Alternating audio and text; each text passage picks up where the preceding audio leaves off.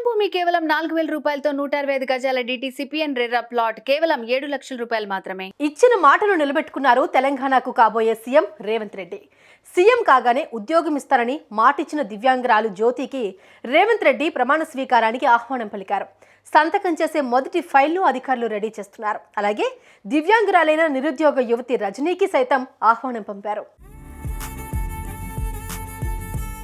తెలంగాణలో కాంగ్రెస్ ప్రభుత్వం వస్తే దివ్యాంగురాలు రజనీకే తొలి ఉద్యోగం ఇస్తారని రేవంత్ గతంలో ప్రకటించారు. ఆమెను కలిసి భరోసా కల్పించారు.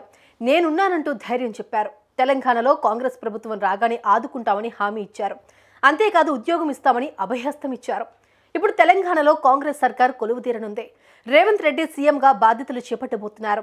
ఈ నేపథ్యంలో దివ్యాంగురాలు రజనీకి సీఎం ప్రమాణ స్వీకార కార్యక్రమానికి ఆహ్వానం పంపారు. ఆమెకిచ్చిన హామీని తొలి రోజు నెరవేరుస్తానని అంటున్నారు. రజనీకి ఉద్యోగం ఇచ్చే ఫైల్పై రేవంత్ రెడ్డి సంతకం చేసే అవకాశం ఉందని తెలుస్తోంది. నల్లగొండ జిల్లా నాంపల్లికి చెందిన రజనీ దివ్యాంగురాలు. ఈమె పీజీ చేసిందే. ప్రభుత్వ ఉద్యోగాల కోసం ఎంత ప్రయత్నించినా ఏ ఒక్కటి రాలేదు. ఇక చివరి ప్రయత్నంగా ఎన్నికల సమయంలో గాంధీ భవన్కు వెళ్లి టీపీసీసీ చీఫ్ రేవంత్ రెడ్డిని కలిసి తన గోడు వెళ్లబోసుకుంది. చలించిపోయిన ఆయన కాంగ్రెస్ ప్రభుత్వం అధికారంలోకి రాగానే తొలి ఉద్యోగం నీకే ఇస్తారని హామీ ఇచ్చారు. ప్రస్తుతం రేవంత్ రెడ్డి సీఎం కావడంతో ఆ యువతి కళ నెరవేరనుంది. గురువారం ఎల్బీ స్టేడియంలో దివ్యాంగ యువతి రజనీకి ఉద్యోగం కల్పిస్తూ సీఎం రేవంత్ రెడ్డి సంతకం చేయనున్నారు. నంబర్ రాసుకోమను, నా నంబర్ రాసుకొని టచ్లో ఉంటుంది.